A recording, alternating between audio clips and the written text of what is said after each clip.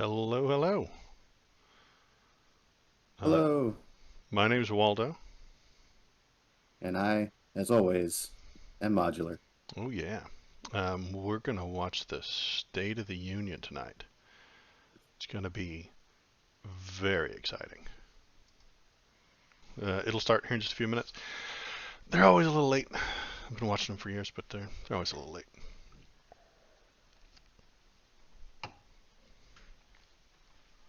I'm sorry, what did you say? Oh, they're always a little late.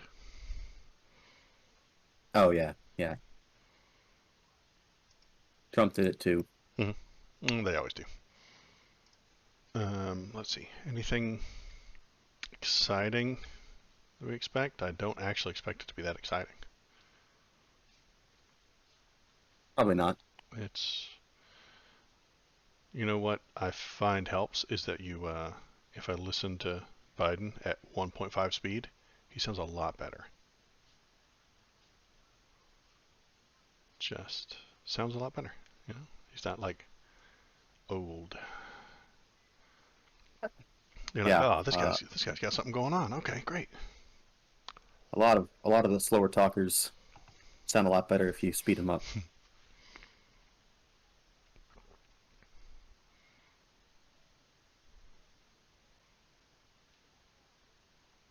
And I got my volume on. Um, He's always been kind of a slow talker, though. He does it because he has a bad stutter that yeah, shows up if he tries to speak any faster than he does. yeah, it's tricky. I get stuck saying or bleh, and then well, my brain tries to catch up with what I'm talking about. Yeah, I try not to say those things, but then it results in me taking long pauses right in the middle of my sentences. It's something that I think I notice more than anybody else does when I Hmm. watch the streams, but definitely is there. Yeah, I try not to, but one time I really stopped doing it, but then other sounds started coming out, and I was like, wait, this is bad.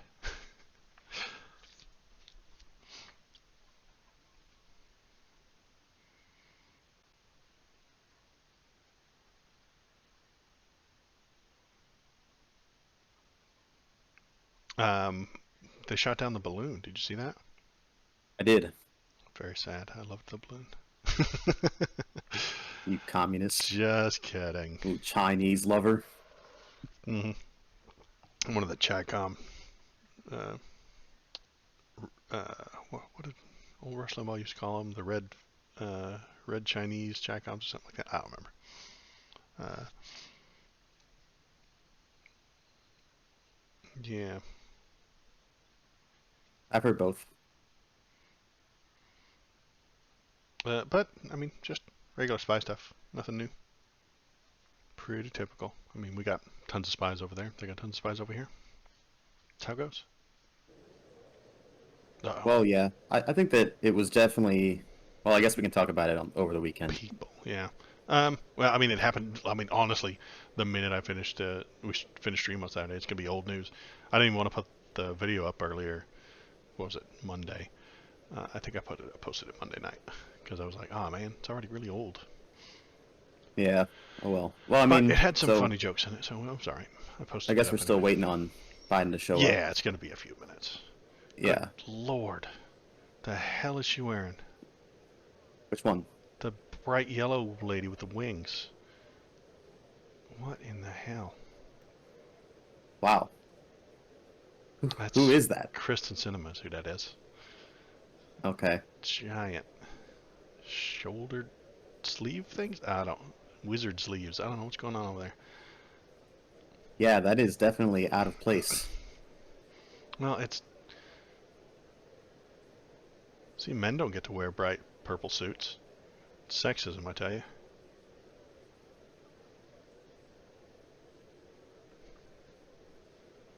The woke media's gone too far.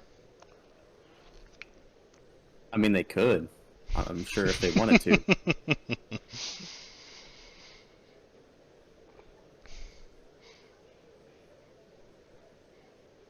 You think they could? I don't know.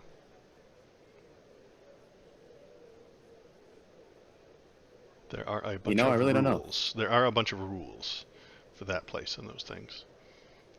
and it wouldn't There's a surprise purple me. suit. Oh, that's on a woman too. Yep. Damn. Hey, there's another one. Bottom right. Purple All suit. right.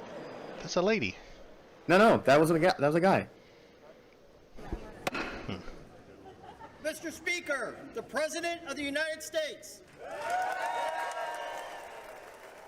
Or maybe it's just the cameras because some of these suits look a little more purple than they're supposed to. Oh, I think it's just an off blue or something like that.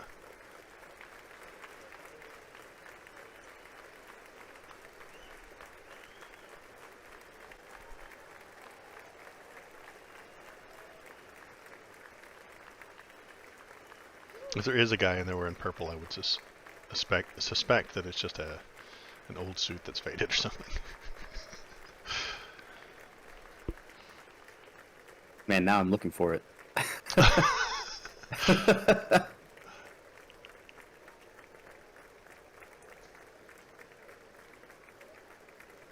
Yeah, this guy right here. He's a little faded. I think that's the guy I saw. Because I thought you were talking about like purple over here. That was No. the lady there, and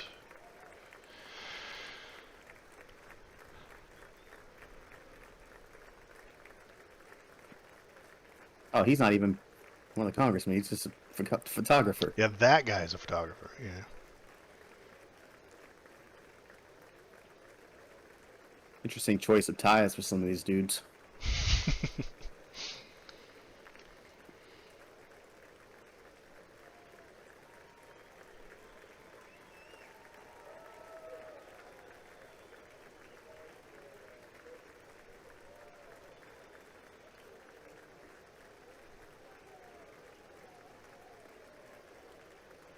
You think he's gonna tear up the speech afterward?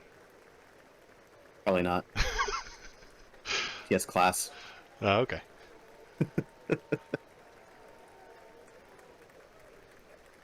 God, he's gonna make such an ass of me if he does it.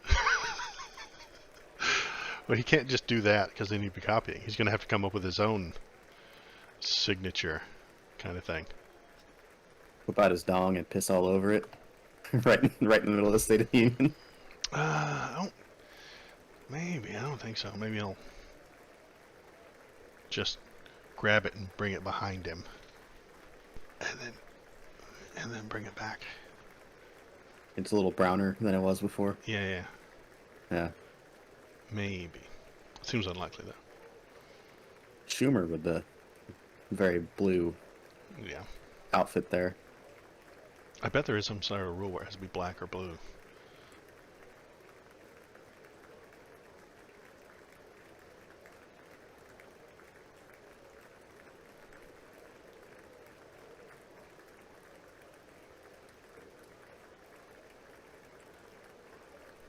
But nobody can tell the women not to wear a giant banana peel. I guess not.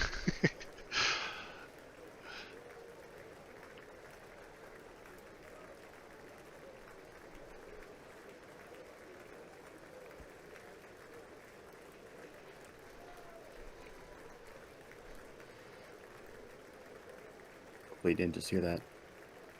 No, I didn't hear anything. Oh, I Shouldn't burped. shouldn't have said anything. Yeah. We'd have never known.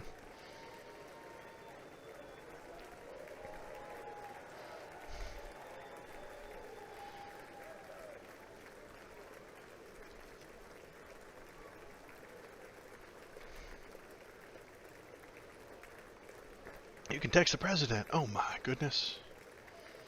What should I tell him? MAGA. 420 YOLO. MAGA 420 YOLO.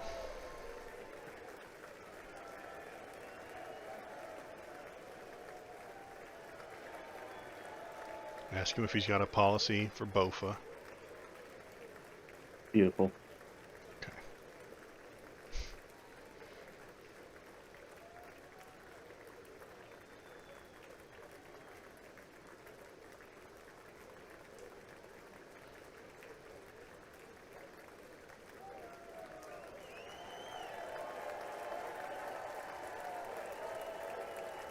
They cheering him for picking up a folder?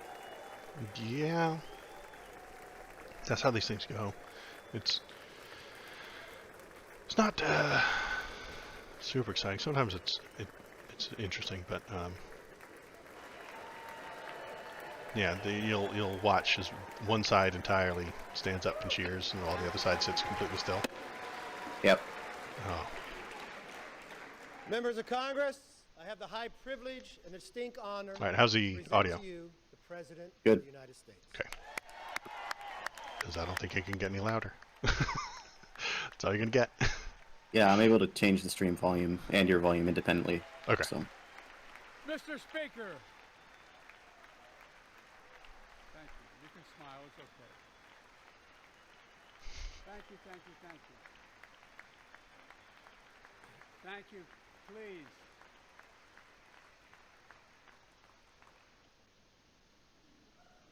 Mr. Speaker, Madam Vice President, our First Lady and Second Gentleman, good to see you guys up there. that's a lie.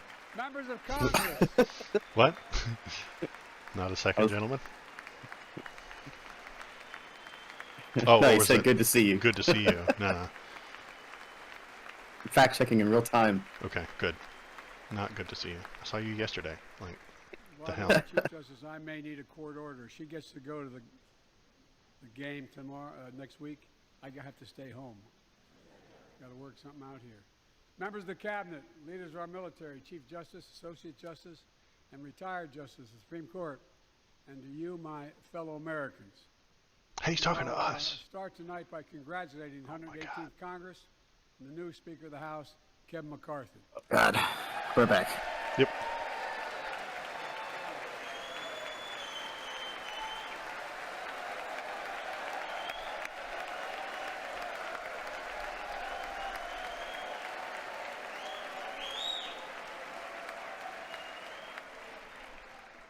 Speaker, I don't want to ruin your reputation, but I look forward to working with you.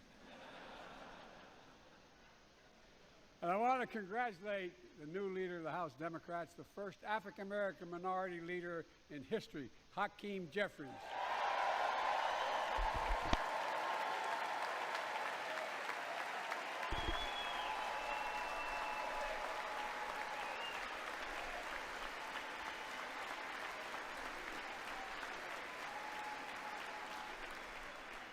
He won in spite of the fact I campaigned for him. Congratulations to the longest serving leader in the history of the United States Senate, Mitch McConnell. Where are you, Mitch?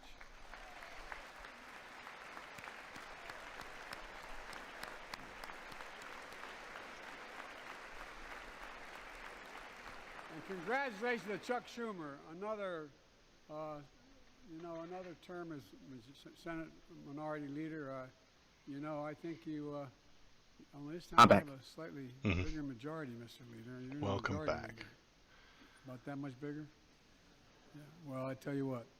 I want to give special recognition to someone who I think is going to be considered the greatest speaker in the history of the House of Representatives, Nancy Pelosi.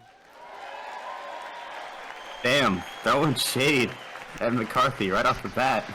Well, he's only been in the job for a week.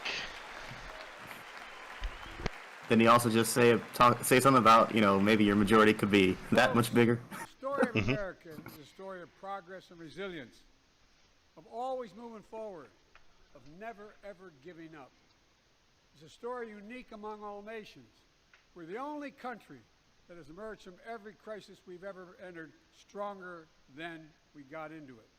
Look, folks, that's what we're doing again. 2 years ago, the economy was reeling. I stand here tonight after we've created, with the help of many people in this room, 12 million new jobs. More jobs created in 2 years than any president's created in 4 years because of you all, because of the American people. Yes, we lost a lot of jobs They during were all COVID. gone. Yep. They were all gone. They came back. Yeah, great. And 2 years ago, COVID had shut down, our businesses were closed, our schools were robbed of so much, and today, COVID no longer controls our lives. And 2 years ago, democracy faced its greatest threats in the Civil War, and today, though bruised, our democracy remains unbowed and unbroken.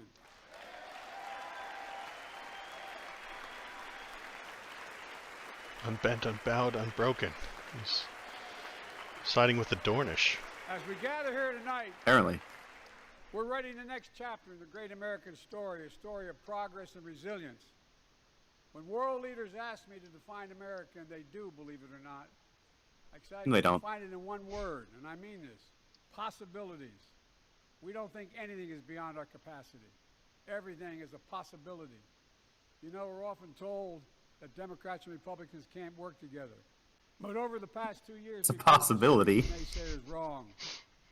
Yes, we disagreed plenty. And yes, there were times when Democrats went alone. But time and again, Democrats and Republicans came together to defend a stronger and safer Europe. We came together to pass once in a generation infrastructure law, building bridges connecting our nation and our people. We came together to pass the most significant law ever, helping victims exposed to toxic burn pits. And in fact,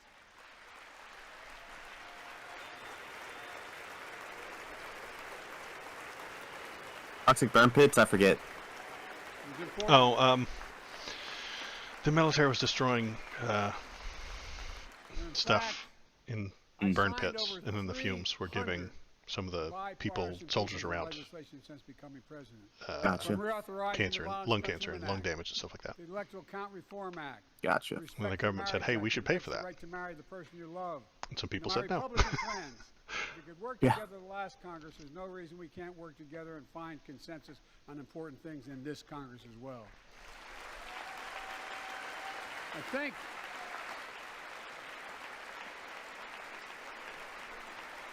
folks, you all are as formed as I am, but I think the people sent us a clear message.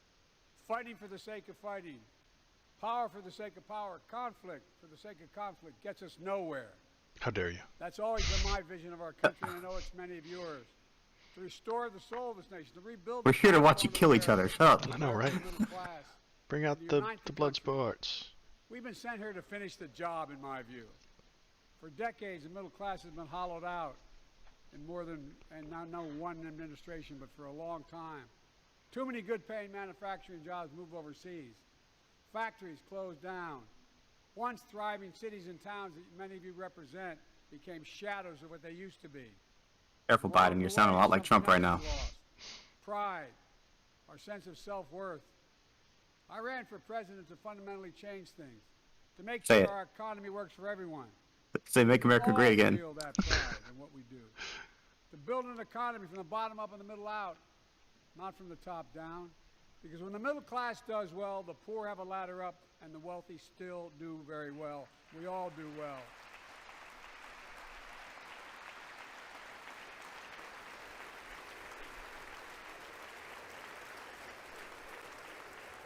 I know a lot of you always kid me for always quoting my dad, but my dad used to say, Joey, a job's about a lot more than a paycheck.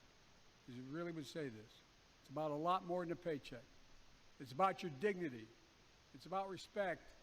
It's about being able to look your kid in the eye and say, honey, it's going to be okay, and mean it. Well, folks, so let's look at the results. We're not finished yet by any stretch of the imagination, but unemployment rate is at 3.4%, a 50-year low. A near record unemployment. Near record unemployment for black and Hispanic workers. We've already created, with your help, 800,000 good-paying manufacturing jobs, the fastest growth in 40 years. And where is it written? Where is it written that America can't lead the world in manufacturing? And I don't know where that's written. For too many decades, It's written in NAFTA. Jobs. Now, thanks to what you've all done, we're exporting American products and creating American jobs. Folks, inflation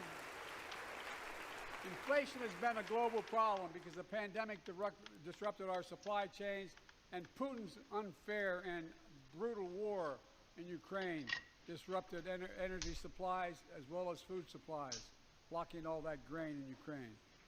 But we're better positioned than any country on earth right now. But we have more to do. But here at home, inflation is coming down. Here at home, gas prices are down $1.50 from their peak. Food inflation is coming down, not fast enough, but coming down. Inflation has fallen every month for the last 6 months, while take-home Yeah, in spite of prices you. have gone up.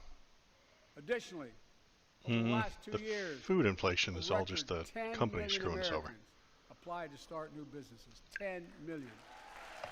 There's no reason for By the the eggs to be way, that expensive, except for the company wants them to be that Every expensive. time, Well, the only reason inflation's coming down is because the Fed has been raising the federal funds rate so much, and the Fed does that independently of the president. And Madam Vice President, I want to thank you for leading that effort to ensure that small businesses have access to capital and the historic laws we enacted that are going to just come into being. Standing here last year, I shared with you a story of American genius and possibilities. Semiconductors, small computer chips the size of a fingerprint that power everything, from cell phones to automobiles and so much more. These chips were invented in America. Let's get that straight. They were invented in America. We used to make 40% of the world's chips. In the last several decades, we lost our edge. We're down to only producing 10%. We all saw what happened during the pandemic when chip factories shut down overseas. Today's automobiles need 3,000 chips, each of those automobiles. But American automobiles couldn't make enough cars because there weren't enough chips. Car prices went up, people got laid off.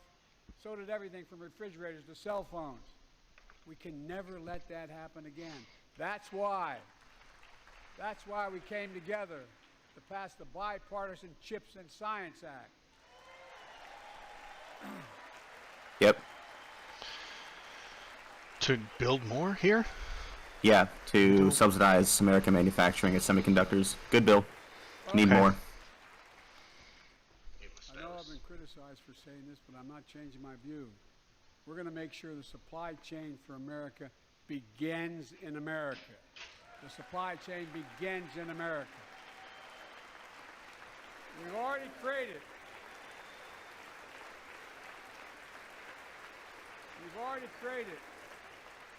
800,000 new manufacturing jobs without this law, before the law kicks in. With this new law, we're going to create hundreds of thousands of new jobs across the country. And I mean all across the country, throughout not just the coast, but through the middle of the country as well. That's going to come from companies that have announced more than $300 billion in investment in American manufacturing over the next few years. Outside of Columbus, Ohio, Intel is building semiconductor factories on 1,000 acres, literally a field of dreams. It's going to create 10,000 jobs, that one investment. 7,000 construction jobs, 3,000 jobs in those factories once they're finished. They call them factories. Jobs paying call them factories. $130,000 Yeah. a year. Because they're factories. Many do not require They're a manufacturing a thing. That is what they are. Yeah. Okay. And yeah, Intel is planning on building a handful of plants in the United States, That's okay. That's good. which is good, except that Intel is like the worst chip manufacturer. It's just getting started. Think about the new homes, the small businesses, the medium-sized businesses. So much more that's going to be needed to support those 3,000 permanent jobs and the factories that are going to be built. Talk to mayors and governors, Democrats and Republicans, and they'll tell you what this means for their communities. We're seeing these field of dreams transform to the heartland. But to maintain the strongest economy in the world, we need the best infrastructure in the world. I don't think I can survive another infrastructure week. As you all know, Oh, what? I don't think I can survive another infrastructure week. we used to be #1 in the world. I don't understand. It's an old joke that We've sunk to Oh. 13th in the world. presidents always call it United States of infrastructure America, week. 13th And in the world it keeps in happening over and over again. And then shit goes wrong, and then But the now internet we're makes coming jokes back because about we all the came things that went together wrong and during passed the infrastructure bipartisan week. infrastructure law, the largest investment in infrastructure since President Eisenhower's interstate highway system.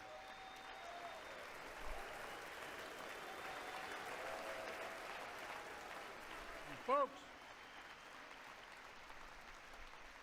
I guess the military guys aren't supposed to stand for anything. No. Projects, including major airports from Boston to Atlanta to Portland. The Projects that are going to put Supreme thousands of Court doesn't people to either. work rebuilding our highways, Right. our bridges, our railroads, our tunnels, ports, airports, clean water, high-speed internet, all across America. Urban, rural, tribal. And folks, we're just getting started. We're just getting started. I didn't hear him say rail, but And I mean this sincerely. I wasn't actually sure what he was saying. I want to thank my Republican friends who high-speed voted rail for would the be a law, good idea. But and my Republican friends who voted against it as well. But I still get asked to fund the projects in those districts as well. But don't worry. I promised I'd be a president for all Americans. We'll fund these projects. And I'll see you at the groundbreaking. is this lady throwing shade at the Republicans? I think she is. Look, Only if Biden is. this law. This law will further Some of those hand not motions are real interesting, though. projects like Brent Spence Bridge in Kentucky over the Ohio River, built 60 years ago, badly needed repairs, one of the nation's most congested freight routes, carrying $2 billion worth of freight every single day across the Ohio River. And folks, we've been talking about fixing it for decades, but we're really finally going to get it done. I went there last month with Democrats and Republicans and from both states to deliver a commitment of $1.6 billion for this project. And while I was there, I met a young woman named Sarah, who's here tonight. I don't know where Sarah is. Is she up in the box? I don't know. Oh, Sarah, how are the you? part we're into. Okay. Well, Sarah, for 30 years, Here's the down-home American that he met. for 30 years, What now? I learned, she told me she'd been a proud member of This is a common part of the State of the Union. known As as he Oh, yeah. talks Yeah. about a proud American who he invited. And they're super nice. And here's the great thing they've done. Cowboys in the sky. The folks who built Cincinnati's skyline.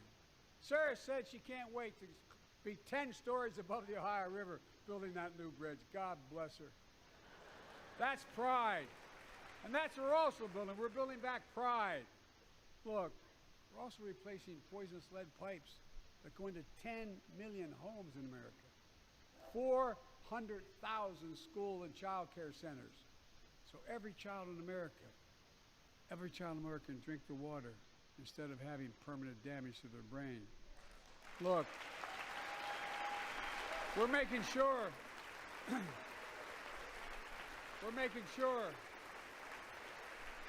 that every community in America has access to affordable high-speed internet. No parent should have to drive by McDonald's. Well, I thought he was gonna to help them do their homework. on continue with their the kids. lead pipes Many thing. thousands are doing across the country. And when we But, do these projects, I was going to ask, and again, I get was the criticized Flint by situation ever actually resolved? Because I remember there being a spending package for them to fix that, and then they never did. I don't think so.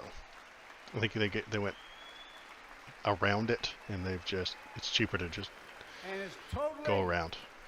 It's Oh. totally consistent with international trade rules. But there are millions America more has been the law lead since pipes in 1933. the country. Right. But for too long, past administrations, Democrat and Republican, have fought to get around it. Not anymore.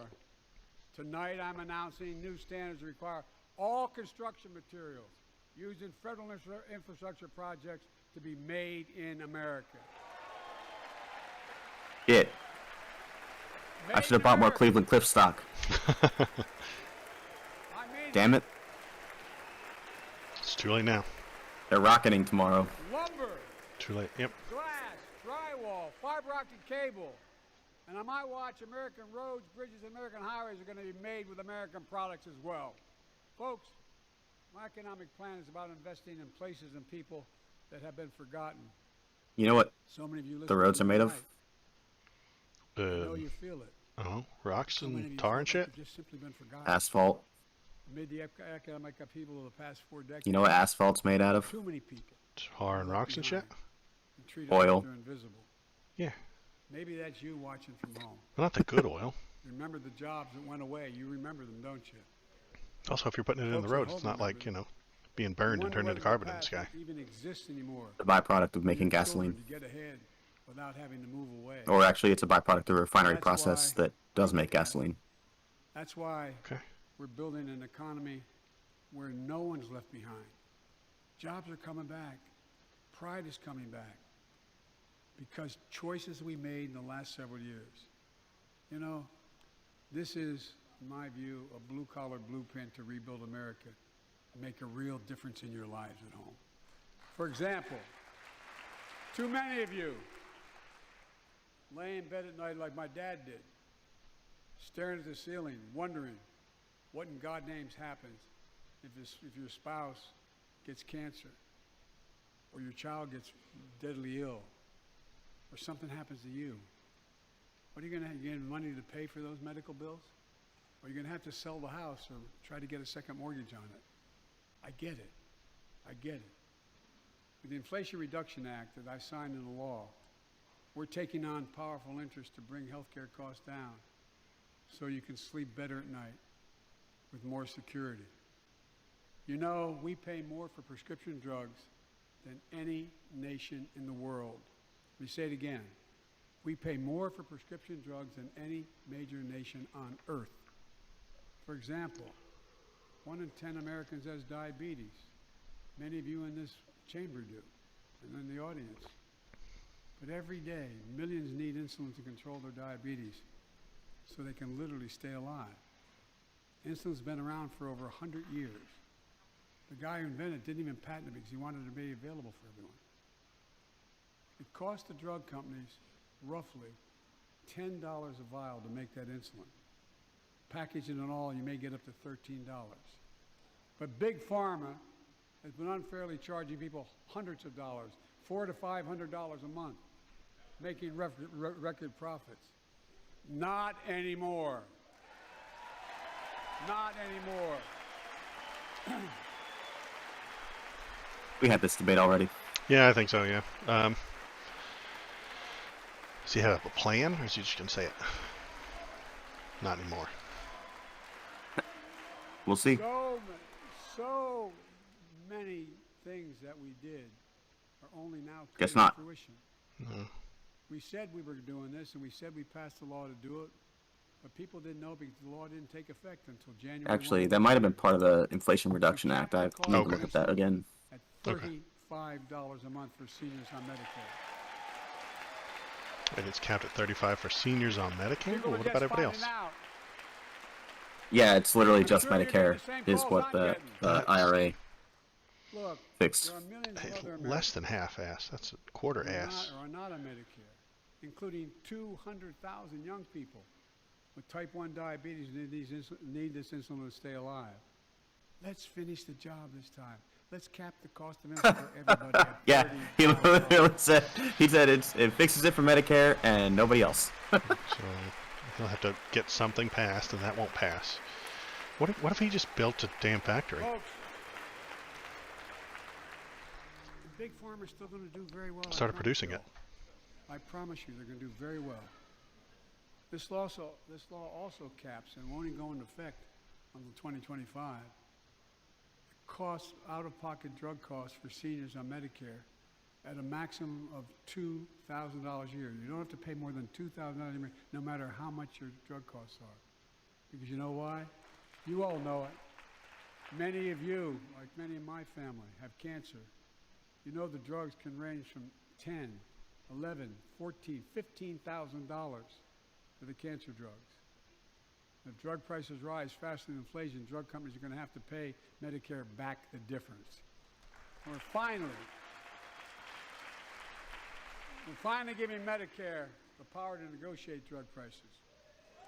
Bringing down prescription drug costs doesn't just save seniors money, it cuts the federal deficit by billions of dollars. By hundreds of billions of dollars. Because these prescription drugs I'll accept the first statement. I don't know about the second. by Medicare I mean, if the government pays less for those medicines, then they will well, guess what? pay less. I'll accept billions. I'd have to check on if it's actually hundreds of billions. That's a lot Okay. of savings for the federal government.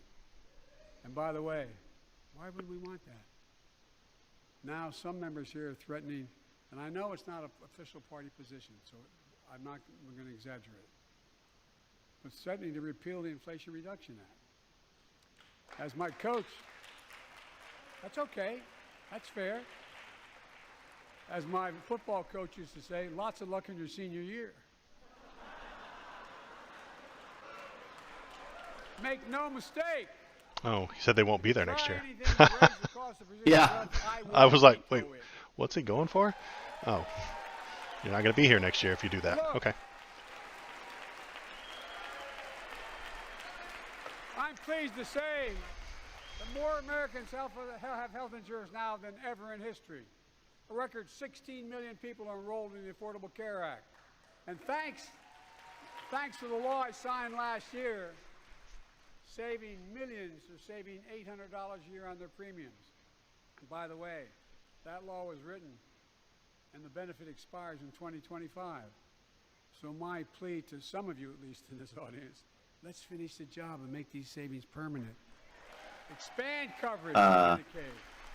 Who wrote it to expire in 2025? They do. Yeah, they do that in Yeah. half in bargaining and half in Let's threats. finish the job that we started by putting a limit to the. All they're going to do is push it back another 3 years so that they get another election out of it. Right. Lowering I mean, utility Dude. Republicans do that to tax cuts. creating American jobs. I know. Leading the world to a clean energy future. I visited the devastating aftermath of record floods, droughts, storms, and wildfires from Arizona to Mexico to all the way up to the Canadian border. More timber has been burned, as I've observed from helicopters, than the entire state of Missouri. And we don't have global warming? Not a problem. In addition to emergency recovery, from Puerto Rico to Florida to Idaho, we're rebuilding for the long term. New electric grids that are able to weather major storms and not prevent those forest fires. Roads and water systems to withstand the next big flood. Clean energy to cut pollution and create jobs in communities often left behind. We're going to build 500,000 electric vehicle charging stations installed across the country by tens of thousands of IBEW workers. And I win. we're helping families save more than $1,000 a year with tax credits to purchase electric vehicles and efficient appliances, energy-efficient appliances. Mm-hmm. Historic conservation efforts to be responsible stewards of our land. Let's face reality. The climate crisis doesn't care if you're in a red or blue state. It's an existential threat. We have an obligation, not to ourselves, but to our children and grandchildren to confront it. I'm proud of how America at last is stepping up to the challenge. We're still going to need oil and gas for a while. But guess what? No, we do. But there's so much more to do. We got to finish the job. We pay for these investments in our future by finally making the wealthiest and biggest corporations begin to pay their fair share. Just begin. What's that mean? And tax them. Usually that's what that means. Look, I'm a capitalist, but pay your fair share.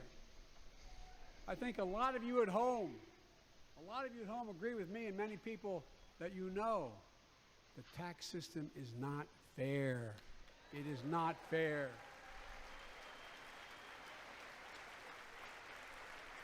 Look, the idea Those loopholes. that in 2020, Sounds like a good idea. 55 of the largest It does. corporations in Those- America, the Fortune 500, made Those $40 companies that he's billion talking about in use profit those loopholes. and paid zero in They'll federal close taxes? them. Zero? But then they'll say that he Look. raised their taxes. It's simply not fair. Then a Republican But will now, run on that. because of the law I signed, Joe Biden raised billion-dollar taxes. companies have to pay a minimum of 15%. God And he had love 2 you. years with the House and Senate to 50%. close those loopholes. That's less than a nurse pays. And then Obama had 8 years to do that. Well, mean, he didn't didn't they have scream Obama bloody didn't have murder the House about all and the- Senate I said both at the times, very but beginning, Didn't they scream bloody murder my about how plans, as long he as I'm raised taxes? president, nobody earning less than I remember watching all the $400,000 cartoons. will pay an additional penny in tax. well, the Inflation Nobody, Reduction Act not actually one penny. required a minimum But let's 15% finish the corporate tax job. rate There's more to do. on all corporations. Okay. We have to do more And I don't work, think not anyone's just screaming bloody law. murder about that. Pass my proposal for the billionaire minimum tax. You know, there's 1,000 billionaires in America. It's up from about 600 at the beginning of the term. But no billionaire should be paying a lower tax rate than a school teacher or firefighter. I mean it. Think about it.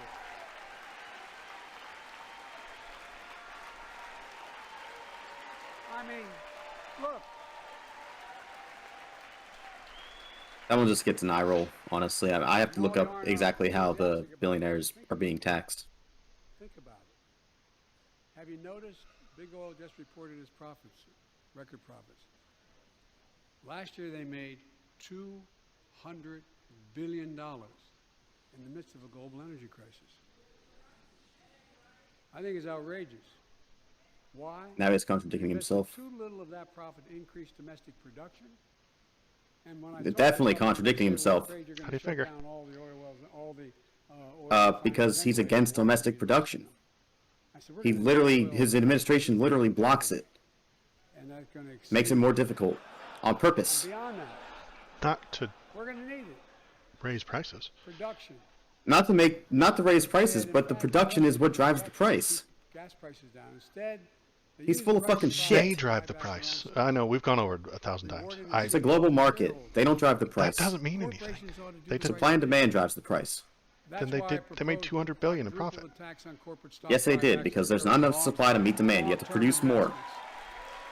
And nobody's going to produce more if you're going to get taxed out the ass like he's telling you that they're going to be. They're going to tax them out the ass. Yeah, that's the plan. Let's finish the job and close the loophole. There's no other way. That will reduce investment. It means you produce less oil. It means that the money you spend to buy that asphalt is going to be more, because less oil means the price of oil is more. By cracking down on wealthy tax It cheats. says the oil That's being people, fiscally the responsible. oil companies who have $200 billion. Maybe I don't trust them. In the last 2 Maybe I don't years, believe them. my administration has cut the deficit by more than $1.7 trillion. The largest deficit reduction in American history. Under the previous administration, the American deficit went up 4 years in a row. Because those record deficits, no president added more to the national debt in any 4 years than my predecessor. Nearly 25% of the entire national debt that took over 200 years to accumulate was added by just one administration alone, the last one. They're the facts. Check it out. Check it out. COVID. How did Congress respond to that debt? They did the right thing. They lifted the debt ceiling 3 times without preconditions or crisis. They paid American bills to prevent an economic disaster to the country. So tonight I'm asking the Congress to follow suit. Let's commit here tonight to the full faith and credit of the United States of America will never, ever be questioned. Some of my Republican friends want to take the economy hostage. I get it, unless I agree to their economic plans. All of you at home should know what those plans are. Instead of making the wealthy pay their fair share, some Republicans want Medicare and Social Security to sunset. I'm not saying it's a majority. Let me Yeah, he's full of fucking shit. Anybody who doubts it, contact my office. I'll give you a copy. I'll give you a copy of the proposal. Wasn't he supposed to be the president of Unity? Congress doesn't vote. Wasn't he talking about doing bipartisan stuff earlier? I tell you, Our I enjoy conversion. Fucking asshole. Republican, are they trying to actually get rid of those things? They have been. They're trying to privatize them so they can steal all the money. Privatizing money would let rich people steal all the money from it. What do you mean steal all the money? They would take it. The Social Security account is full of IOUs. Right, because they've already taken it. And if they want to No. socialize it, privatize it, if they privatized these things, rich businessmen would take it, the stock market would dump, we would all lose our stuff, and then it would go away. No, the Republicans are the party of cutting taxes, and the Democrats are the party of increasing spending. That's what they are. They work together to spend the money and not make enough.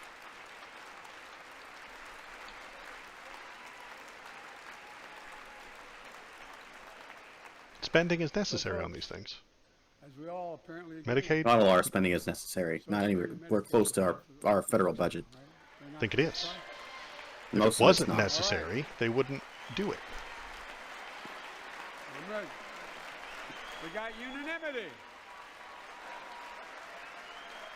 See, he just said unanimity. I don't know what he was talking about. Unanimity after talking shit. Millions of seniors in Americans have to pay into them. Unanimity. I love it. Check they started.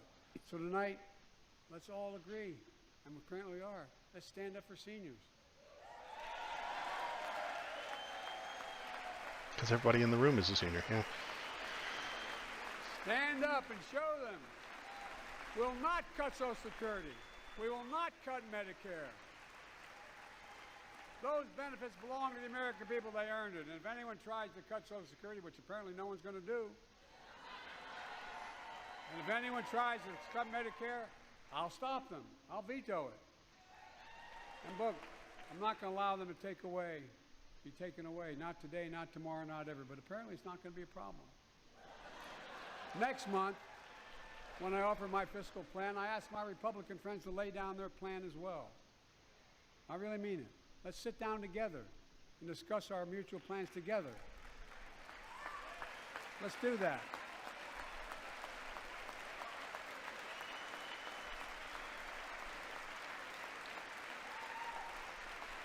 I can tell you,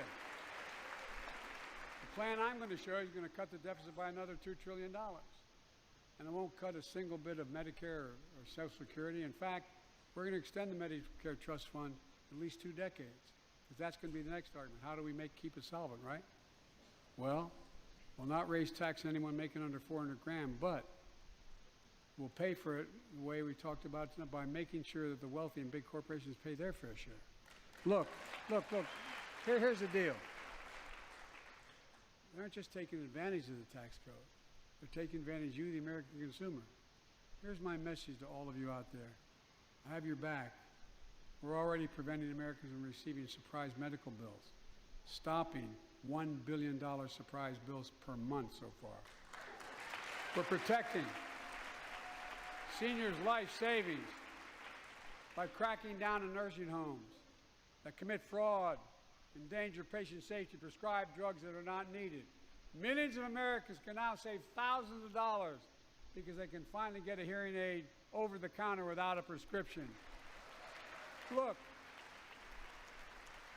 capitalism Sounds good.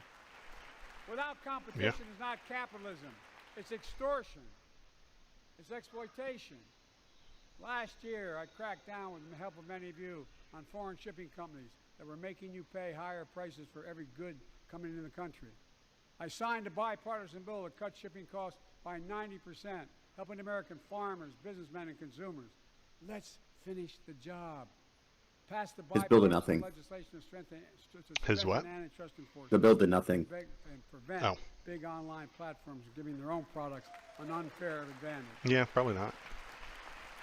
Shipping costs were directly related to the shutdowns in China over COVID and the congestion in shipping ports. Taking on junk fees, those hidden surcharges too many companies use to make you pay more.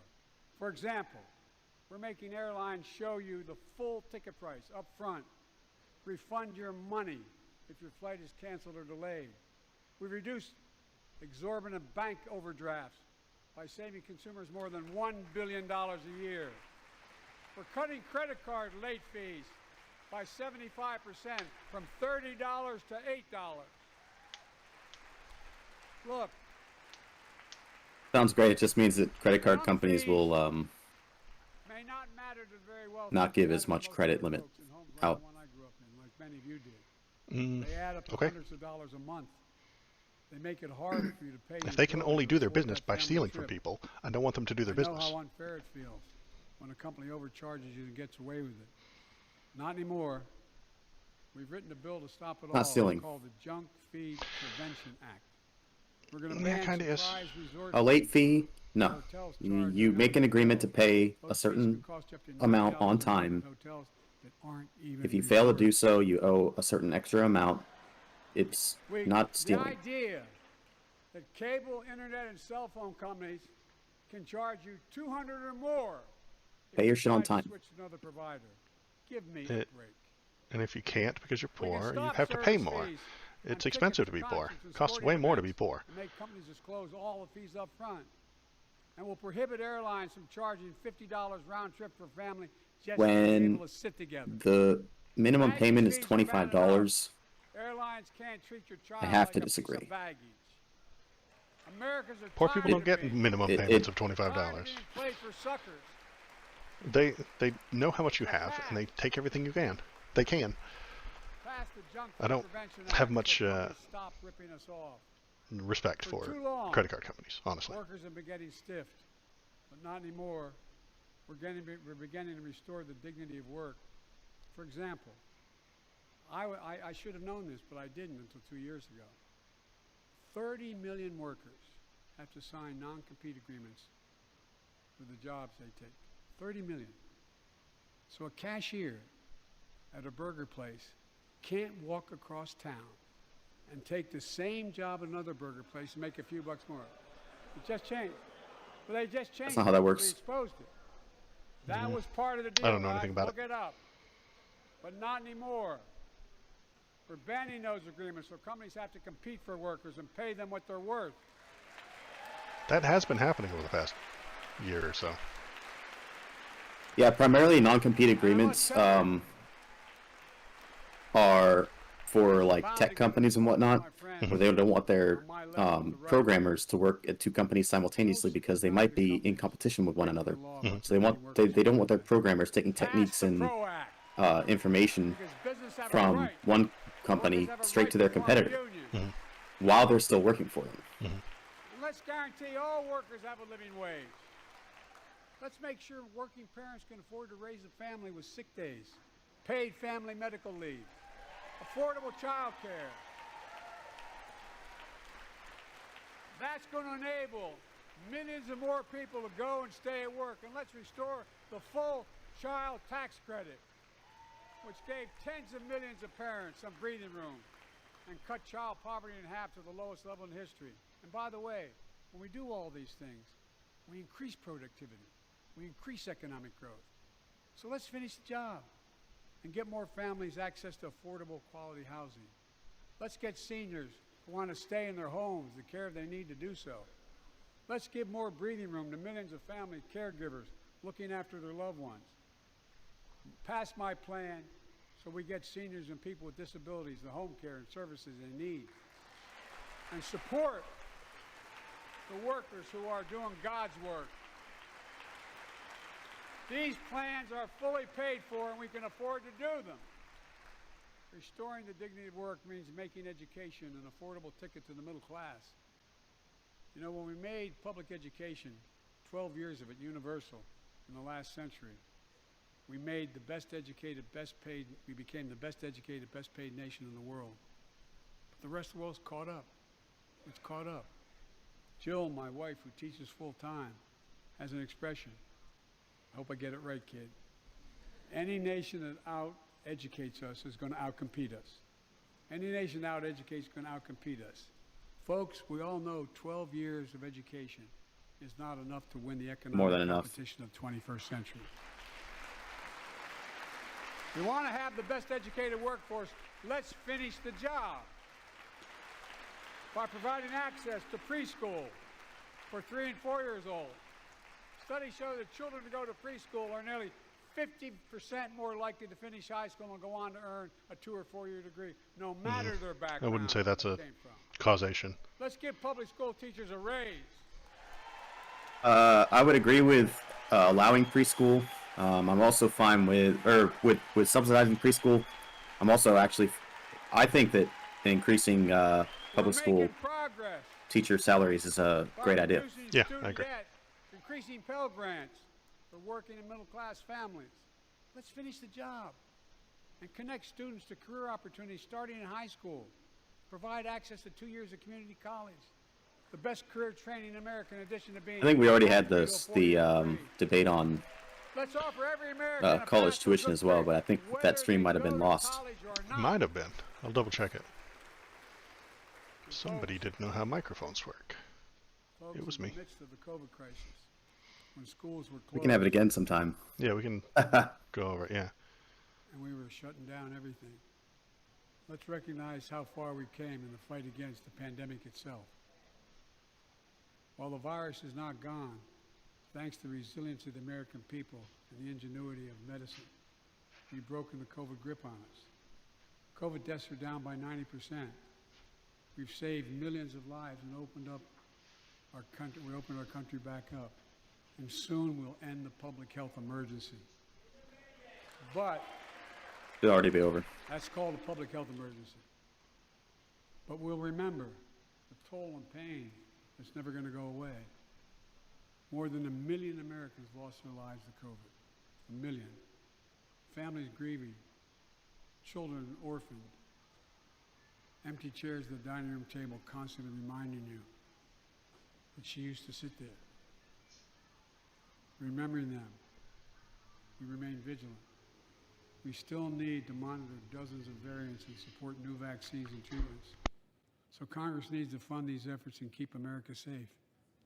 And as we emerge from this crisis stronger, we're also got to double down on prosecuting criminals who stole relief money meant to keep workers and small businesses afloat. I'll accept that. Yeah, that's fine. COVID itself has mutated itself out of pandemic status. Like, it's Which is become more good. virile, but it, When I came to office, you remember, yeah. And hopefully it in that won't campaign, the big issue kill was anybody else. whether The only reason they haven't ended it yet, I think, is because it would might mutate protect some more. taxpayers' dollars who were sidelined. They were fired. Many people said we don't need them. And fraud became rampant. Last year, I told you the watchdogs are back. Since then, we recovered billions of taxpayers' dollars.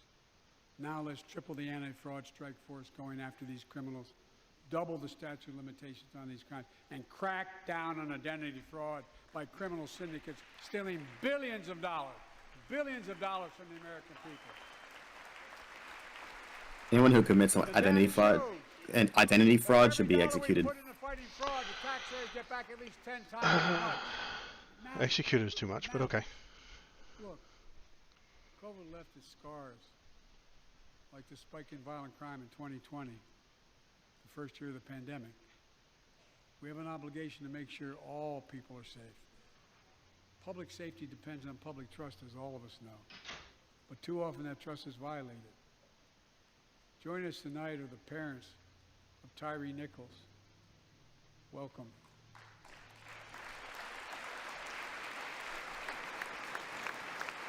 What I mean by the identity fraud thing is, I've had people steal a couple of family members' social security information and whatnot, and like get credit cards in their name, and that shit's a disaster to deal with. Oh, yeah, I know. And fuck those people that do that. I agree. Fuck those people. Let's put them in prison. Let's make Nah, an kill them. idea, an ID that isn't so easily to steal. That's the Social Security.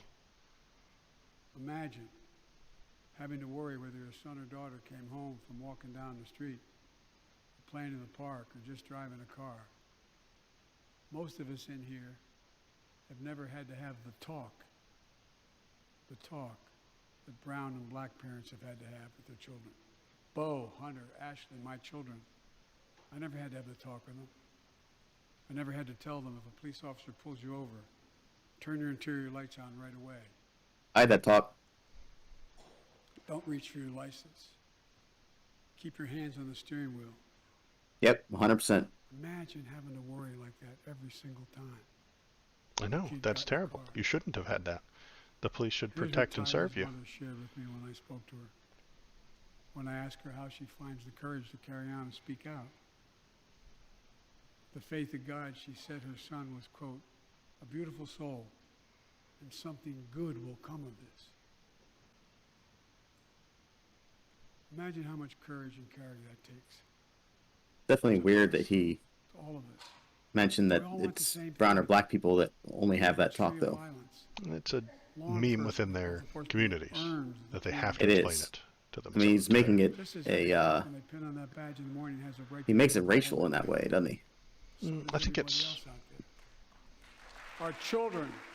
I mean, think if you're the- gonna the problem if you're is- gonna advocate for justice reform, Equal protection. why you gotta make it Under the racial? law is a Because it's covenant not equal under we the law have right with now. each other in America. That's what he's talking about. It's cops are harder on black people. They We just are. know police officers put their lives on the line every single night and day. And we know we ask them in many cases to do too much to be counselors, social workers, psychologists, responding to drug overdoses, mental health crises, and so much more. In one sense, we ask much too much of them. I know most cops and their families are good, decent, honorable people, the vast majority. But they risk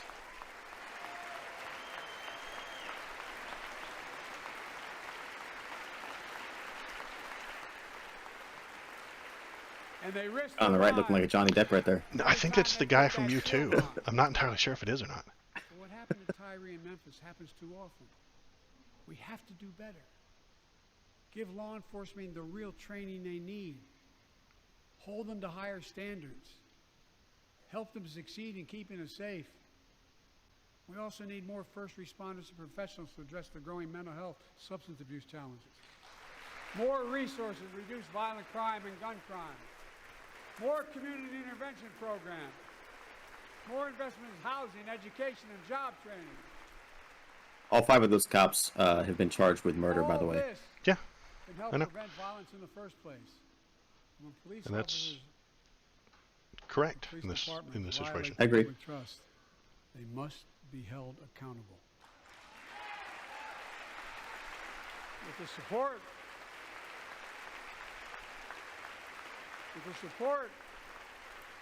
of the families of victims, civil rights groups, and law enforcement, I signed an executive order for all federal officers, banning chokeholds, restricting no-knock warrants, and other key elements of the George Floyd Act. Let's commit ourselves to make the words of Tyler's mom true. Something good must come from this. Something good. And all of us,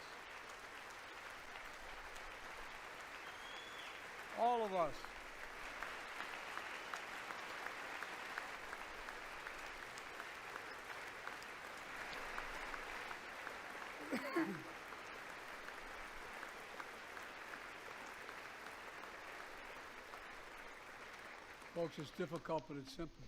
All of us in this chamber, we need to rise to this moment. We can't turn away. Let's do what we know in our hearts that we need to do. Let's come together to finish the job on police reform. Do something. Do something. That was the plea of parents who lost their children in Uvalde. I met with every one of them. Do something about gun violence. Thank God. Thank God we did. Passing the most sweeping gun safety law in 3 decades. That includes things like that the majority of responsible gun owners already support. Enhanced background checks for 18 to 21 years old. Red flag laws, keeping guns out of the hands of people who are a danger to themselves and others. But we know our work is not done. Joining us tonight is Brandon Say, a 26-year-old hero. Brandon put his college dreams on hold to be at his mom's side. Let's go, Brandon. Mom's Yay. side when she was dying from cancer. And Brandon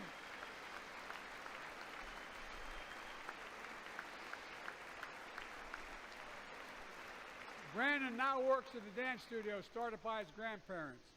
And 2 weeks ago, during the Lunar New Year celebrations, he heard the studio door close, and he saw a man standing there pointing a semi-automatic pistol at him.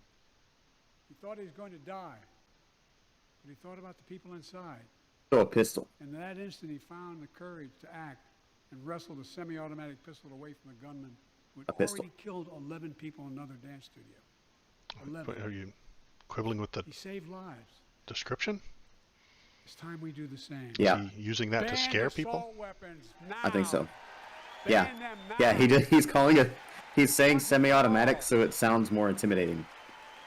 How does that make it more intimidating?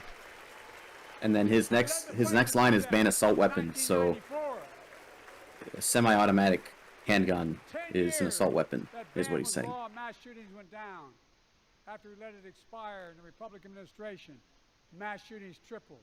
Let's finish the job and ban these Also, assault weapon is not a I real know. classification. Assault weapon is, and it doesn't Make it a matter. black Even if they gave it a definition. Imagine they actually got together and made a definition. They would. Gun manufacturers would just shave a quarter inch off, and it wouldn't be an assault weapon anymore. they wiggle arresting around those 8,000 rules all the human time. smugglers, seizing over 23,000 pounds of fentanyl in just the last several months. We've launched a new border plan last month. What are you trying to say, Joe? They're not Migration sending their from Cuba, best? Haiti, Nicaragua, and Venezuela has come down 97% as a consequence of that.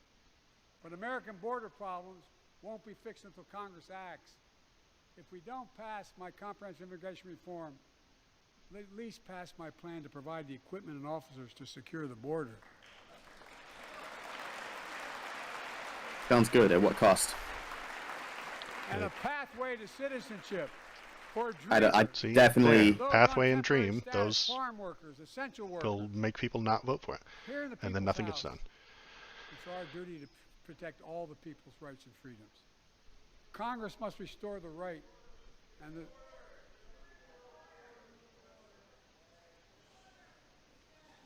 Congress must restore the right that was taken away in Roe v. Wade and protect Roe v. Wade. Good idea, Joe. Get it passed through legislation like it always should have been. That's what we'll have to do now. Yes. It's what always should have happened, regardless of Roe v. Wade. Healthcare and safeguard patient safety. Well, already more than a dozen states are enforcing extreme abortion bans. Make no mistake about it. If Congress passes an Well, he's talking about ban, this. I'll be right I back. will veto it. But let's also pass the Bipartisan Equality Act to ensure LGBTQ Americans, especially transgender young people, can live with safety and dignity. Our strength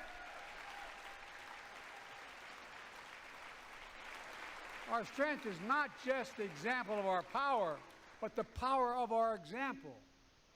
Let's remember the world's watching.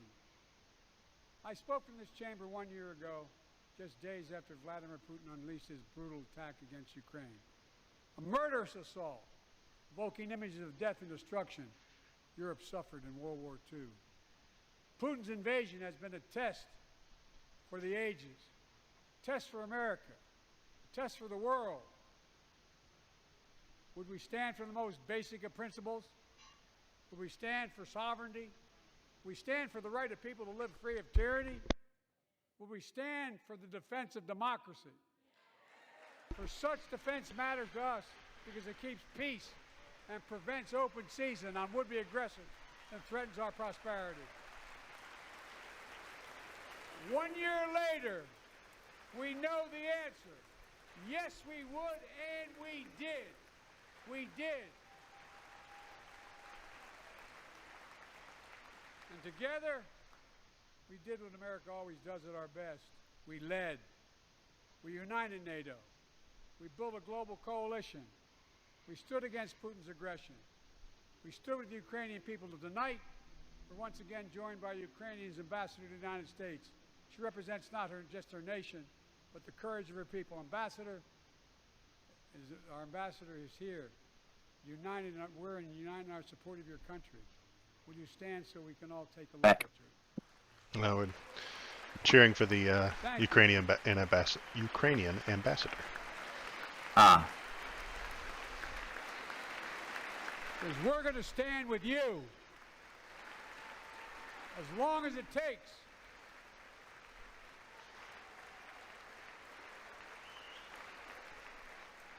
Our nation is working for more freedom, more dignity, more peace, not just in Europe, but everywhere.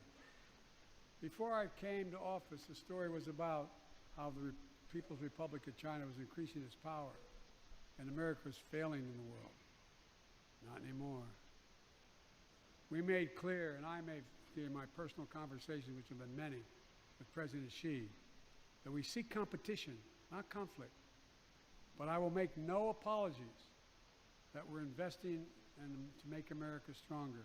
Investing in American innovation and industries that will define the future that China intends to be dominating.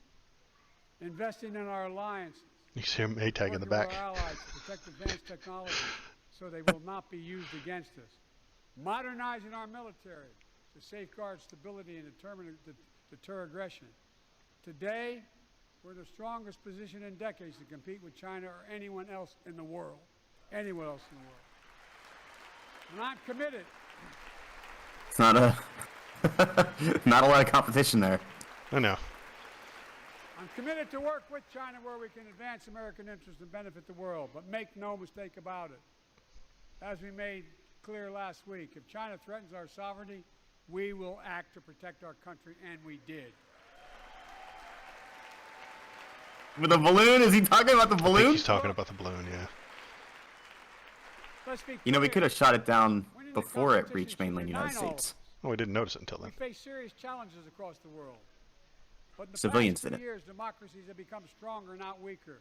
Autocracies have grown weaker, not stronger. And they Name knew it me was a world leader there and from China? who changed Oh. places with Xi Jinping. I mean, you don't by think the- that we detected that thing Name well me before one. it reached, like, mainland United Americans States? battling the world to meet those challenges, I don't think from they did, climate or they to would have done it global health, before I got here. food insecurity, to terrorism, to territorial aggression. Allies are stepping up, spending more, mean- and doing more. You heard? I think the news broke because The bridges we're forming between somebody countries in the managed to Pacific get it on and the camera, Atlantic. like a civilian did, Those Okay. who bet against America and then alone it got how wrong became a they big are. deal. It's never ever been a good bet to bet against. But there's no way the military didn't know about it. I think they wouldn't have known it. It's entirely. I believe that they could have not noticed or missed it. But maybe they did know it was there because it happened 3 times during Trump's presidency. No fucking way. I don't 3 believe that, and I'll times. debate you on that next week. Okay, I will look at it. All I heard was it happened 3 times, and he didn't tell us. Because it's That not is a big absolute deal. horse shit. Because it's not a big deal. But never believed it. Or he just didn't want That's why anybody to a year know. ago I offered a unity Or they didn't know until later. I stood here. We made real progress together. We passed the law making it easy for doctors to prescribe effective treatments for opioid addiction. We passed the gun safety law, making historic investments in mental health. We launched the ARPA-H drive for breakthrough in the fights against cancer, Alzheimer's, and diabetes, and so much more. We passed the Heath Robinson PACT Act, named after the late Iraq War veteran whose story about exposure to toxic burn kits I shared here last year.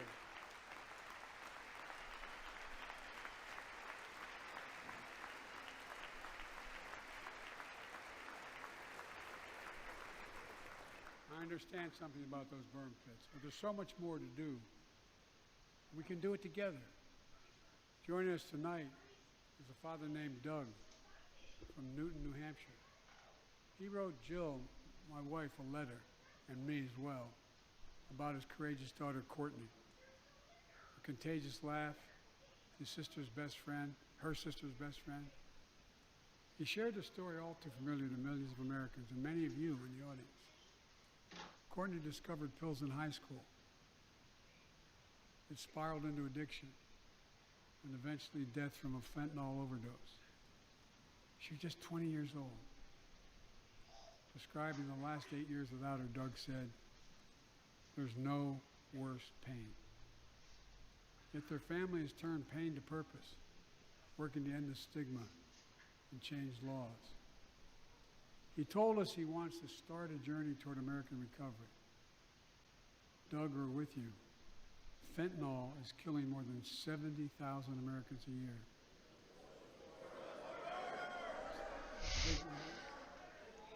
You got it.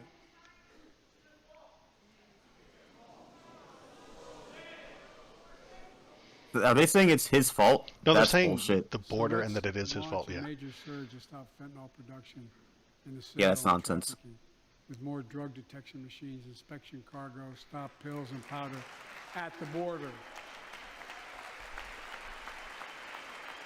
Working with couriers like FedEx to inspect more packages for drugs. Strong penalties to crack down on fentanyl trafficking. Second, let's do more on mental health, especially for our children.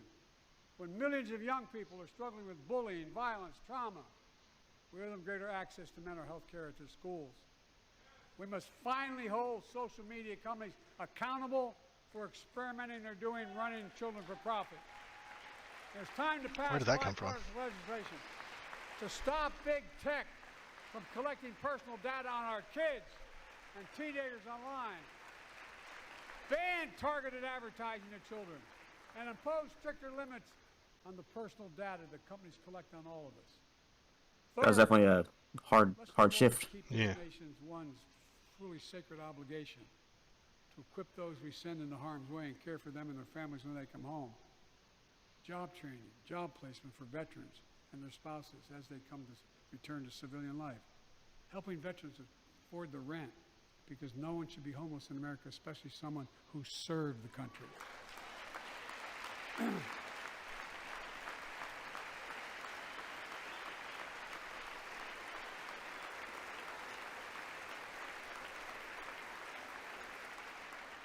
Dennis McDonough is here, of the VA.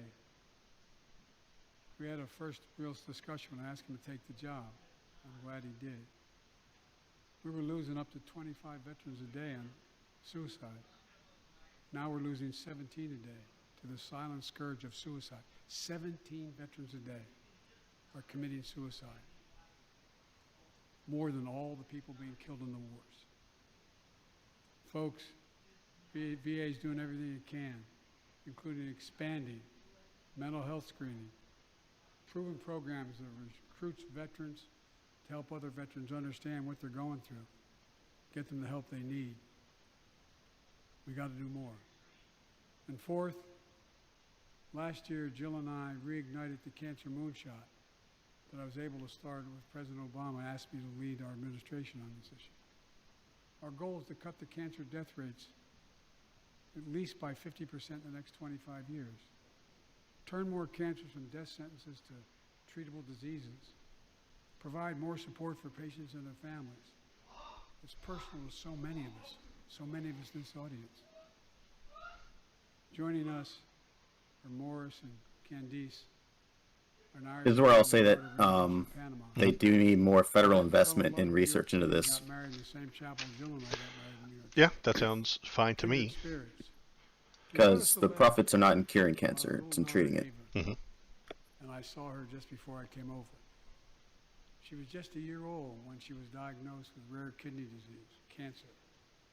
After 26 blood transfusions, 11 rounds of radiation, 8 rounds of chemo, 1 kidney removed, giving a 5% survival rate. He wrote how in the darkest moments he thought, if she goes, I can't stay. Many of you have been through that as well. Jill and I understand that like so many of you. And he read Jill's book describing our family's cancer journey and how we tried to steal moments of joy where we could with Bo. For them, that glimmer of joy was the half smile of their baby girl. It meant everything to them. They never gave up hope. Little Ava never gave up hope. She turns 4 next month.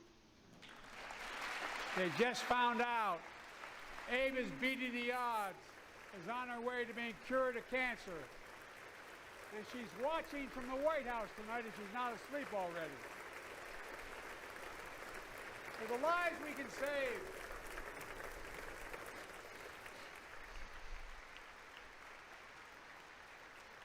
For the lives we can save and the lives we've lost, let this be a truly American moment that rallies the country and the world together and proves that we can still do big things. 20 years ago, under the leadership of President Bush and countless advocates and champions, he undertook a bipartisan effort through PEPFAR to transform the global fight against HIV/AIDS. It's been a huge success. He thought big. He thought large. He moved. I believe we can do the same thing with cancer.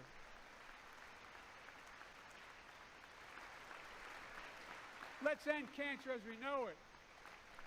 Cure some cancers once and for all. Folks, there's one reason why we've been able to do all of these things. Our democracy itself. It's the most fundamental thing of all. With democracy, everything's possible. Without it, nothing is. The last few years, our democracy has been threatened and attacked, put at risk, put to the test in this very room on January the 6th. And then just a few months ago, an unhinged big lie, assailed and unleashed a political violence, the home of the then Speaker of the House of Representatives, using the very same language the insurrectionists used as they stalked these halls and chanted on January 6th. Here tonight in this chamber is a man who bears the scars of that brutal attack, but is as tough and as strong and as resilient as they get. My friend Paul Pelosi. Paul, stand up.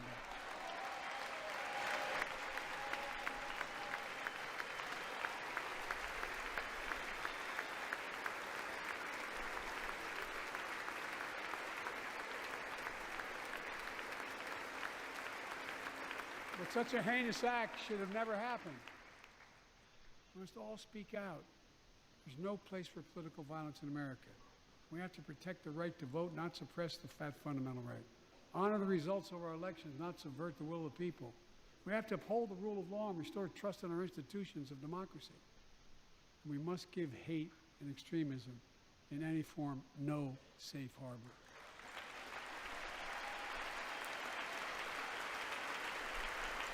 Democracy must not be a partisan issue. It's an American issue. Every generation of Americans has faced a moment where they have been called to protect our democracy, defend it, stand up for it. And this is our moment. My fellow Americans, we meet tonight at an inflection point. One of those moments that only a few generations ever face, where the direction we now take is going to decide the course of this nation for decades to come. We're not bystanders of history. We're not powerless before the forces that confront us. It's within our power of we the people. We're facing the test of our time. We have to be the nation we've always been at our best. Optimistic, hopeful, forward-looking. A nation that embraces light over dark, hope over fear, unity over division, stability over chaos. We have to see each other not as enemies, but as fellow Americans. We're good people. The only nation in the world built on an idea. The only one. It doesn't sound true, but okay. Other nations. All of that rang hollow to me. So That's regular presidential talk. We're the only oh yeah, nation based on an 100%. idea. Just like it's just standard procedure to, walk in and say the State of the Union is strong. Yeah. A nation that stands as a beacon of the world. A nation. City on the hill. Here it A comes. new age No. of possibilities. So I've come to fulfill my constitutional obligation to report in the State of the Union. And here's my report. Because the soul of this nation is strong. Because the backbone, there it is. backbone of this nation is strong. Because the people of this nation are strong. He said 3 times. The State of the Union is strong. 4. Oh my God. If he says it more than once, that means it's even stronger, right? Yep, called it.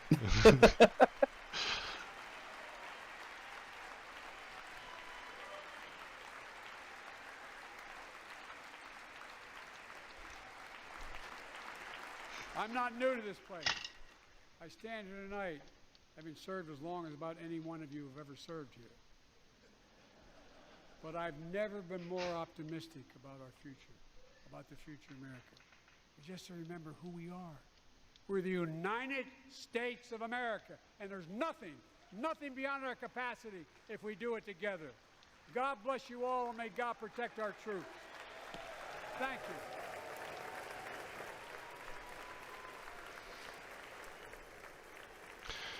Do you want to watch the Republican rebuttal? Oh, sure. Okay. Why not?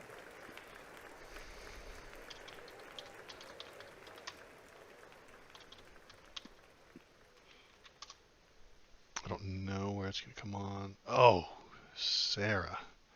Oh. Good old Sarah. All right. I don't know how long this is going to be. Is it going to be live? Oh, well, there's the pre-buttal. Where's the, I don't know, that was pre-buttal, something else. She's going to give it. There it is. And Republican response there on the C-SPAN. Yeah.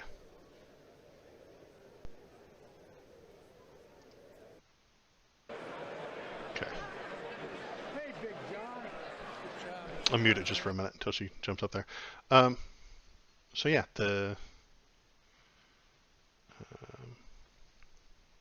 Was there anything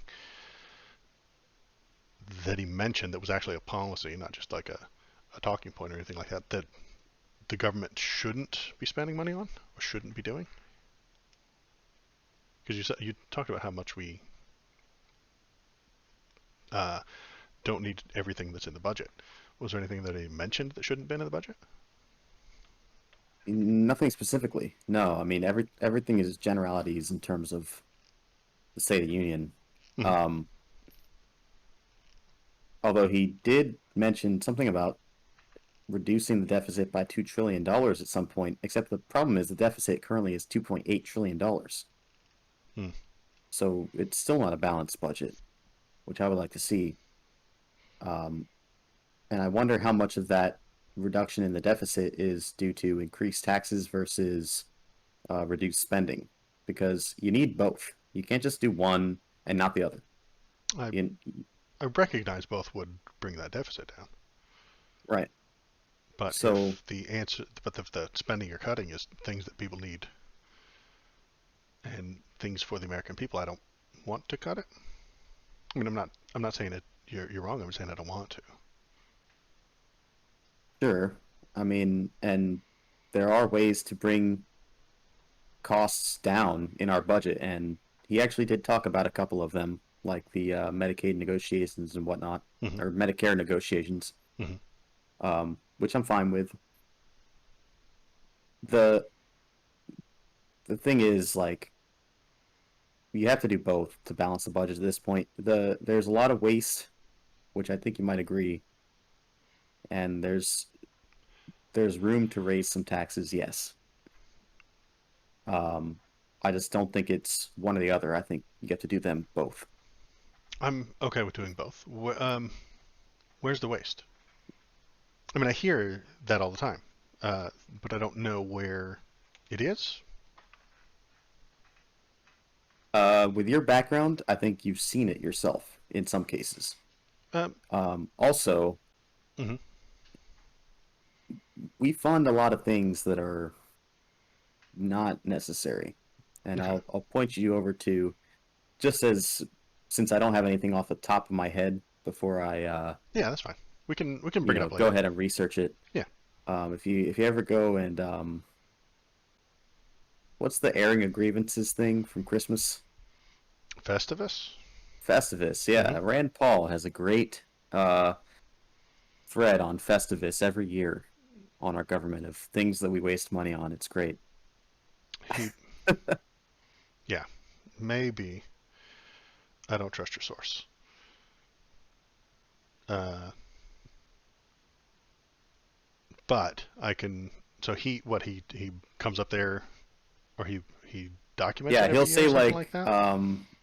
he does it every year. He's like my airing of grievances, and then one of the grievances will be something like we spent $2.3 million on investigating the sexuality of toads, Mm-hmm. like in the Potomac River or something Right. like that. Well, that And was a scientific endeavor. I don't mind the government paying for it's science something silly though. It's if always something it's like that. It's we spend millions of dollars on something ridiculous, okay. or at least it sounds ridiculous. And yeah, I mean, a lot of the waste comes from bureaucracy in the first place. Just the amount of the fact that the government is spending money results in the government having to spend money to prevent people from stealing that money, Mm-hmm. and so on and so forth, Mm-hmm. and it just ends up costing so much, is a major problem, I think. Okay. Um, yeah, I'm not gonna squeeze you for specific numbers or individual things, but um, let's imagine the government did pay $2 million to study the sexuality of frogs in the Potomac River. Um, they're the only ones that could. If I mean, there is no corporation in the world that's going to do that, right? And I've said it before. There are only two powers. There are only two ways to do anything: the government or a corporation. Um, if there's no money to be made, but you can convince the government that this study is worth something to the people. Well, that's kind of the thing, though, is what is the study really worth? I, I've only Exactly. heard Well, you tell me about it, so I don't know I if it's well, I, a value. It might be of value. If it's an environmental thing, then it could be of value. If uh, the frogs having bad sexuality due to something, some chemical we pumped into the water, and now there's too many mosquitoes, and now people in the area are getting uh, malaria or something like that. We don't get malaria in the country, but if mosquito-borne illnesses are increased because the frogs aren't eating them, I mean that's like an environmental kind of thing, you know. I mean, I'm going completely worst case scenario, of course. Uh, and here's one. yeah. So you pull it up. If you pull up the Festivus report Hmm. from him, Hmm. um, DoD spends $28 million on camouflage that you can see. That doesn't work. They spent 20 million to camouflage things. Yeah. Is DoD that all? Is that spends. as far as he goes into it, or does he have like a list that I could like look It's up? a list. Okay, DoD spends about $200,000 on Starbucks espresso machines. that is fine. I don't care.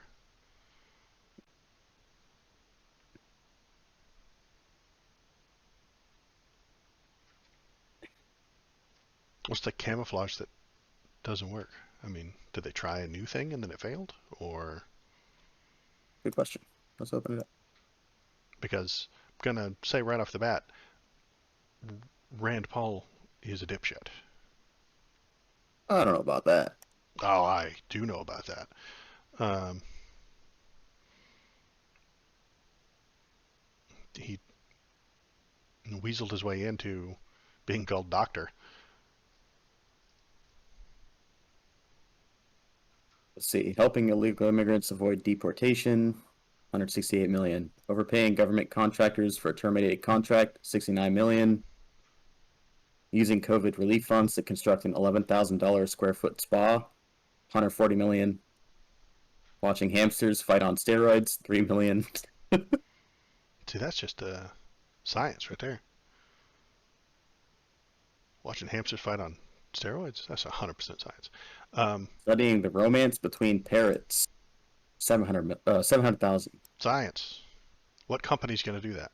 If they were in there And studying, what benefit is that? what benefit is it? That's scientific knowledge. Uh, the There is no corporation in the world that will do that, so they have to. So the government has to. If there's some benefit, they have to. Ideally, and I'm assuming that somebody had a plan or wanted some sort of scientific had some sort of scientific theory. They couldn't get it funded. They went to the government. They made a plea. They put in the paperwork. The government gave them the money. Now, if that scientific person is a liar and just squandered all the money, then I'm not. Then it is waste. The government can and does, I suspect, waste money. But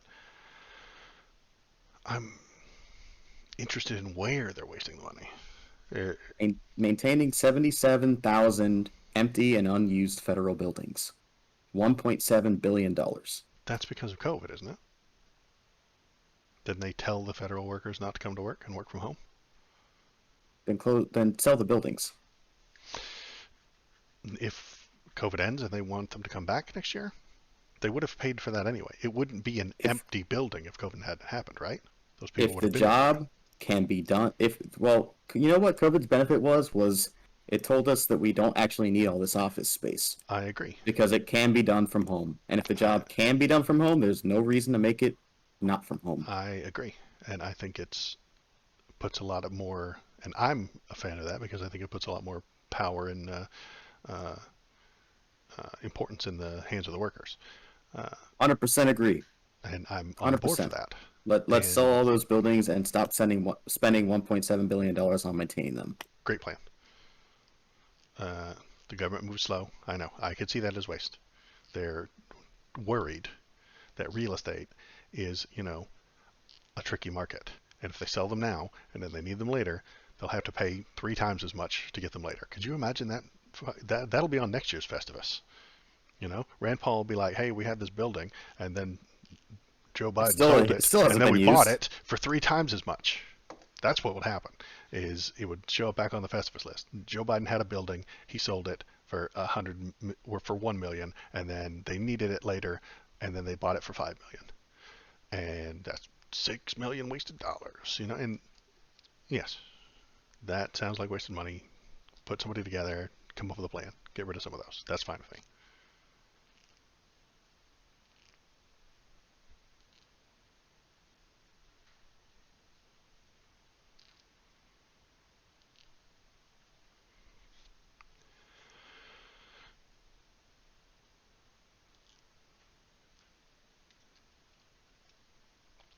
But niche scientific research, I'm not as worried about.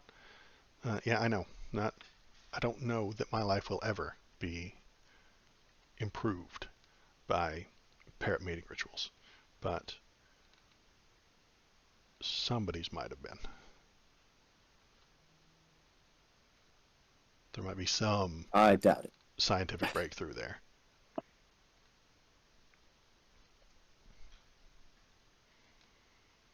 Scientific breakthroughs show up in weird places. Well, they do, but we generally know what species of animals most relate to humans in terms of things that affect both that species and humans. And that typically is mice. Sure, and we know those things because we experimented with those things when they were profitable. If there's no profit in a if the government were trying to determine which soda tastes better, I would be very much against it. Because guess what? There is a company that wants to do that research for us. There is a company that will pay to figure out which soda tastes better. Uh, there's no company that wants to check the sexuality of frogs or the parrots. So, and like I said, I'm assuming somebody went to the government with a request to study a thing, and then they gave us some possible benefits that they would get from it, and then somebody agreed. And that seems fine to me. That seems like a working system. You know what I mean? But if it was just the Senator Gublotz's nephew wanted $2 million, and he said, "Yeah, I'll put these parrot in a cage, and you just give me $2 million," then that's terrible and a waste of money. I don't know if that's the case either, Yeah, I honestly. know. And I'm going both. I'm going to both extremes.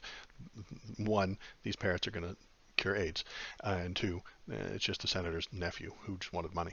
Uh, those are the far ends of the spectrum that I can see. Changing subject slightly. I should watch all these. How to get your first 1,000 subscribers. But there's. Gonna tell you to make better thumbnails. I know, but there's millions of them. And then maybe I should just start one that says. Maybe I should. A title bait or something like that. How do you Careful of get your. the analysis paralysis there too. You don't want to be the guy that watches 100 videos on how to get your first 1,000 subscribers and then never does anything to actually do it. Oh, I know. I'm not really taking any of it seriously at the moment. But yeah, I do need better thumbnails. But thumbnails are not that good. Because editing is hard. Then Photoshop is hard. It's not that hard, but it just takes time. But there are millions of these videos, and I think I just want to make them and give bad advice. How to get your first 1,000 subscribers on YouTube? Murder human beings on camera. No, no, no, no, no. No, that won't work. It's find people that are already dead and film them on live stream. There you go, dead streams. Just like Dead Jake Paul, streams. in that Japanese forest. Dead streams. Okay. All right. I've seen the hot tub streams and recently the sleeping streams.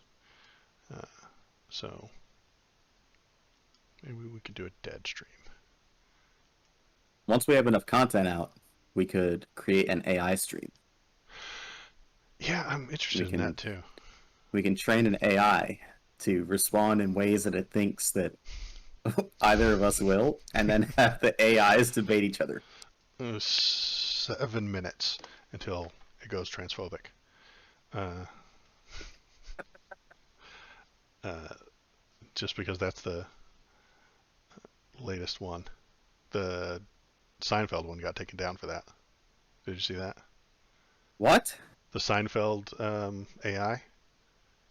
It was Oh, okay. So they fed all of Seinfeld into an AI, and it actually started making pretty good jokes. But then after a week, it said something transphobic, and they had to shut it down.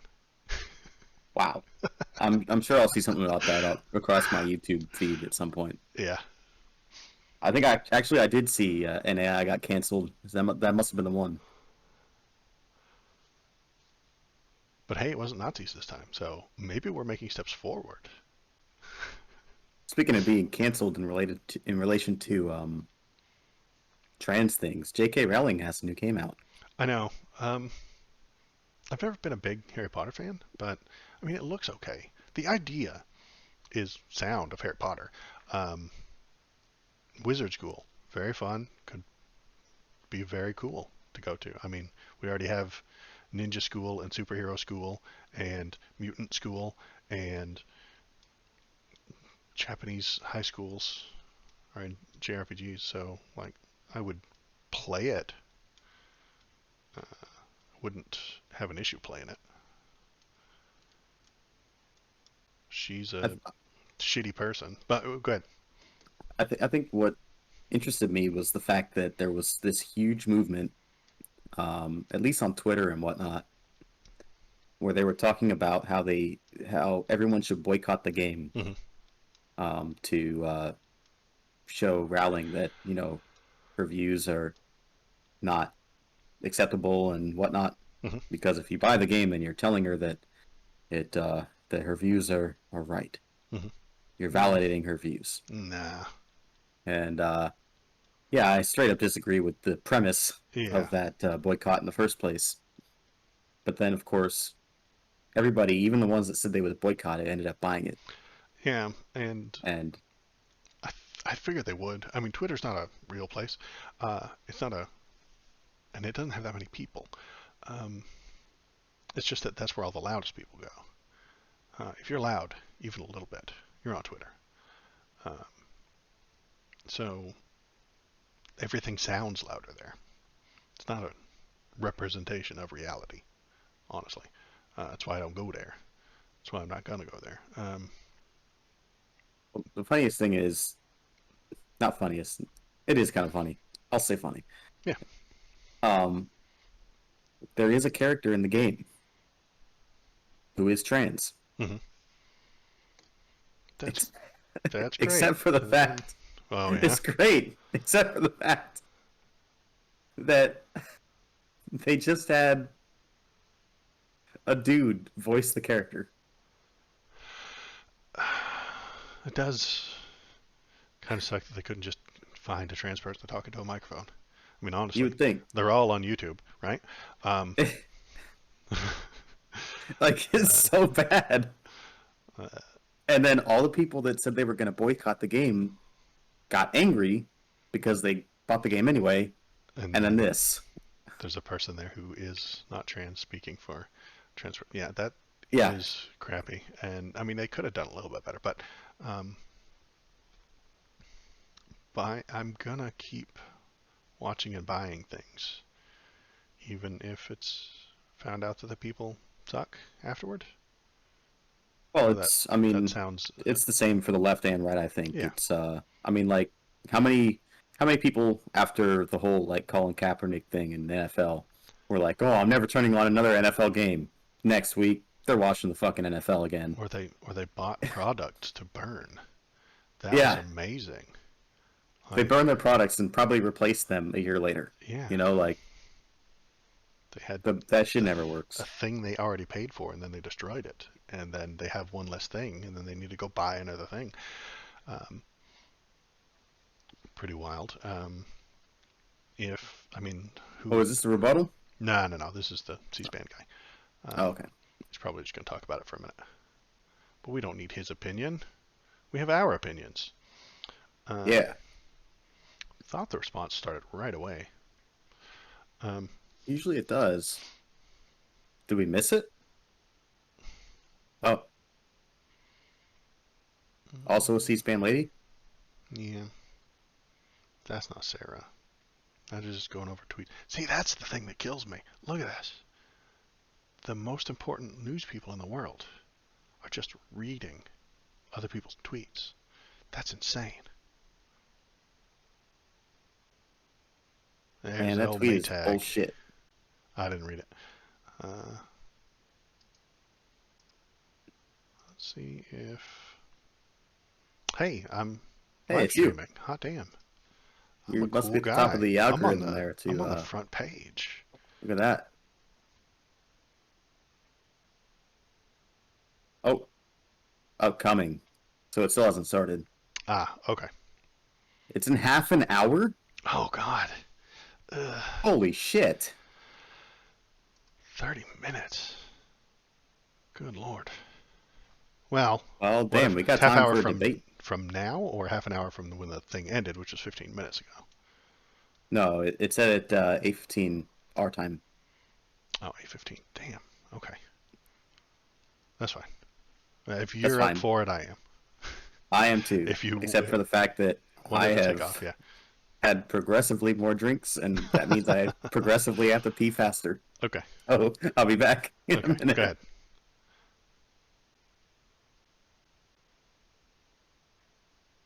I'm still gonna watch things from bad people. I know Joss Whedon got in trouble recently, but I'm still gonna watch Firefly. It's still good. Oh, hi. Thanks for sticking around to the end of the video. If you liked what you saw, hit the like button, press the subscribe button. Uh, if you want to tell me how right I am, feel free to leave a comment. If you want to tell me how wrong I am, leave a comment too. That's good. Um, this is just kind of a hobby for me, so I appreciate you coming by, giving it a watch, and pressing the YouTube buttons. Thanks.